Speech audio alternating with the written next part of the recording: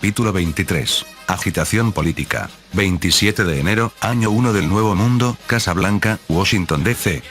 Estados Unidos de América. Y bien, ¿México todavía no permite el paso de nuestras tropas por su territorio?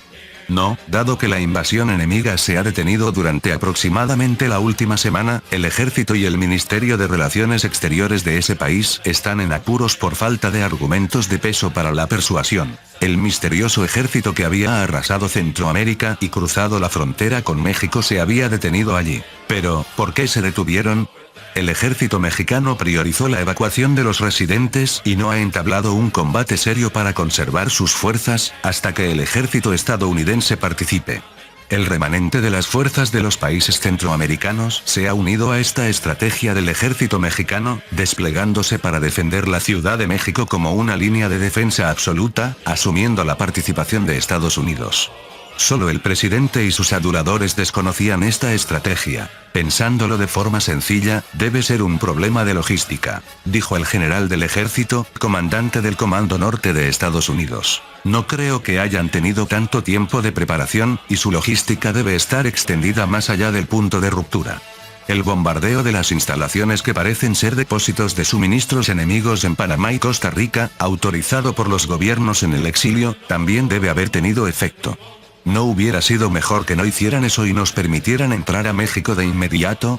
Ante las palabras del presidente, el personal militar uniformado desvió la mirada. El trabajo para hacer dimitir al presidente de México también está avanzando simultáneamente, intervino el director de la CIA. Francamente, el apoyo al presidente, que se niega a la intervención de nuestro país sin tener un plan, ha caído a su nivel más bajo en México. Podríamos derribarlo con un último empujón, pero el FBI y la DEA se niegan a entregar la prueba decisiva. Insisten en realizar el arresto ellos mismos. Y por esa actitud, ese cabrón corrupto de presidente está rechazando nuestra intervención, dijo el presidente con hastío. ¿Qué tal si ofrecemos un acuerdo de culpabilidad? Ni se te ocurra, el pueblo mexicano nos odiaría. Consigue la evidencia que tienen el FBI y la DEA y fíltrala a los principales periódicos mexicanos. Lo siento por el FBI y la DEA, pero México se va a desmoronar de todos modos. La investigación de las rutas de los cárteles y la corrupción no tendrá sentido. Si el ejército misterioso reanuda su avance, es casi seguro que México será arrasado. Incluso si el ejército estadounidense es enviado rápidamente, lo máximo que podrá hacer es retrasar la invasión por un tiempo. La cantidad de fuerzas enemigas desplegadas era enorme, pero, aunque no han sufrido grandes pérdidas, es una proyección de fuerza increíble. La formación debe estar pensada para la limpieza étnica, genocidio, en las áreas ocupadas. El análisis de la Agencia de Inteligencia de Defensa, DIA, es que la fuerza de combate frontal en sí misma no es tan grande. Un ejército con unidades para llevar a cabo masacres de manera eficiente, ¿eh? Se escuchó una voz de asombro ante una formación tan ineficiente. Y bien, ¿cuál es el plan si se autoriza el combate en México? Recobrando la compostura, el presidente preguntó. Dependerá del momento, pero la idea básica es desplegar fuerzas terrestres, estableciendo el norte de la Ciudad de México, que tiene una gran población y cuya evacuación total es difícil, como una línea de defensa absoluta. El comandante del Comando Norte de Estados Unidos comenzó a explicar, señalando un mapa que parecía familiar, pero con el norte y el sur invertidos. 5 brigadas de combate Stryker, que están esperando en la frontera con México, se dirigirán a la Ciudad de México por sus propios medios y, si es necesario, se convertirán en la fuerza principal de la línea de defensa como nuestra principal fuerza blindada. Es increíble, ¿verdad? Originalmente se suponía que serían transportados por aire en C-130, la brigada de combate Stryker, cuyo punto de venta original era la capacidad de desplegar urgentemente fuerzas blindadas por transporte aéreo en cualquier parte del mundo, nunca se utilizó de esa manera. El resultado de decir, necesitamos un poco más de blindaje y necesitamos un poco más de potencia de fuego, fue que se convirtió en un vehículo blindado con ruedas lamentable en el que se preguntaban, oye, ¿esto no cabe en el C-130? Y utilizando al máximo el C-5 y el C-17 operativos, aerotransportaremos una brigada de combate blindada para un despliegue de emergencia en la Ciudad de México. Se trataba de un despliegue de emergencia de una unidad blindada por transporte aéreo, lo que normalmente sería lo opuesto a la unidad Stryker. Sin embargo, en términos de velocidad de despliegue, había una gran diferencia en la velocidad de movimiento en 1000 kilómetros entre una brigada Stryker, que puede circular a 100 kilómetros por hora por autopista, y una brigada blindada, que debe cargar sus tanques y vehículos de combate de infantería en remolques para largas distancias.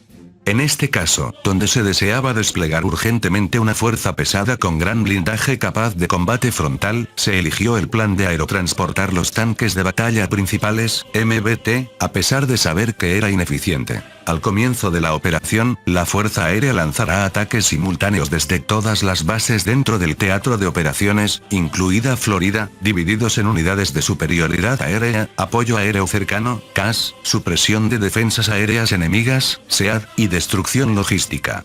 Participarán 3 escuadrones de F-22A, 3 escuadrones de F-15C, 2 escuadrones de F-35A, 4 escuadrones de F-16C, 3 escuadrones de F-15E, 2 escuadrones de A-10C, 1 escuadrón de B-52H, 1 escuadrón de B-1B y varios aviones de apoyo.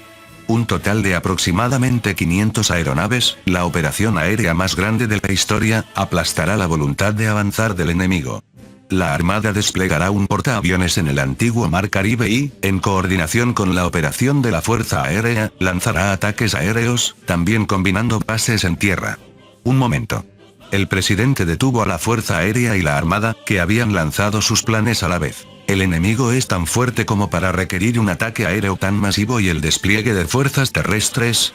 El presidente expresó una duda genuina. Hacer la guerra no es gratis. Dado que se desconocen los detalles del enemigo, debemos desplegar la máxima fuerza disponible y romper los dientes del enemigo con el primer ataque. Aunque estaba diciendo algo plausible, sus ojos decían, participar en una operación tan masiva es la culminación de mi carrera militar. ¿Conoces la palabra presupuesto? Es lo que el presidente se esfuerza por conseguir en el Congreso, ¿verdad? Al escuchar el coro del personal uniformado, el presidente se llevó las manos a la cabeza. 29 de enero, año 1 del Nuevo Mundo, Palacio Nacional, Ciudad de México, Estados Unidos mexicanos. Frente al palacio, se realizaba una manifestación a gran escala. Ya se venían realizando protestas contra el presidente por su obstinada negativa a aceptar la defensa del ejército estadounidense, pero el artículo de esta mañana en el periódico que exponía la corrupción del presidente y su relación con los cárteles de la droga había llevado la situación a un punto de no retorno. Maldición. Malditos sean. Es obra de Estados Unidos. Los maldigo. El presidente, que arrugó y arrojó el periódico que detallaba su conexión con los cárteles de la droga, pataleó como un niño. A solo 2 meses de su toma de posesión, su índice de aprobación no solo se había desplomado, sino que se había clavado en el suelo. Oye. Usa al ejército para reprimir a los manifestantes de la plaza. Nos negamos. El secretario de Defensa y el general de la Armada, secretario de Defensa Nacional, respondieron tajantemente antes de que el presidente terminara de hablar. ¿Qué? Ustedes. El presidente, enfurecido, intentó agarrarlos, pero el secretario y el general lo miraron con la actitud de ¿por qué deberíamos morir contigo? Jaja, jujuju. Entonces, el presidente de repente se echó a reír. El general del ejército lo miró con desprecio, pensando, ¿ya se rompió? Y el secretario de Defensa lo miró con inquietud. No, no es tan difícil.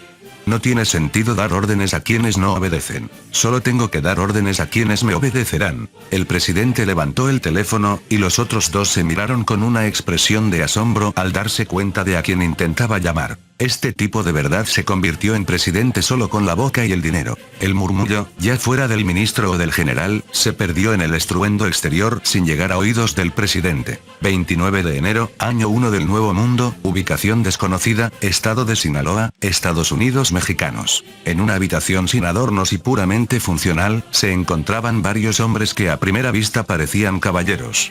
Sin embargo, emanaba un aura desagradable que cualquier persona común con un poco de intuición evitaría. Uno de ellos colgó el teléfono después de hablar en tono tranquilo. ¿Y bien, qué dijo ese estúpido de presidente?, preguntó uno de los hombres sentados en el sofá al que acababa de colgar el teléfono. ¿Quién sabe? No estaba escuchando. Oye, eso es demasiado cruel. Los hombres en la habitación se rieron. Por cierto, pensé que ese estúpido sería un poco más inteligente o tendría alguna utilidad. Pero invertimos una cantidad considerable de dinero en él. Aún no hemos recuperado nada. No se puede evitar. Si hubiéramos sabido que el mundo terminaría así, no habríamos necesitado gastar dinero en un tipo como él. El hombre sacudió la cabeza, con una genuina sensación de agotamiento. ¿Y bien, qué haremos? El hombre habló con la despreocupación de quien cambia de tema. Aunque sea desagradable, la llegada de Estados Unidos es inevitable. De todos modos, si esto sigue así, la nación de México dejará de existir. ¿Nos escondemos en la clandestinidad por un tiempo? Tampoco es que no podamos cooperar activamente con Estados Unidos. La CIA probablemente aceptaría si hay algún beneficio en ese momento, pero la situación es que el ejército estadounidense está llegando con todas sus fuerzas, ¿verdad? Creo que es más sabio aguantar la respiración hasta que termine el asunto. Con una actitud de hastío, los hombres comenzaron a calcular sus fechorías. En cualquier caso, oponernos al ejército estadounidense de frente es una mala jugada. A menos que el ejército estadounidense nos ignore y venga directamente hacia nosotros, si nos escondemos, no se opondrán abiertamente a nosotros.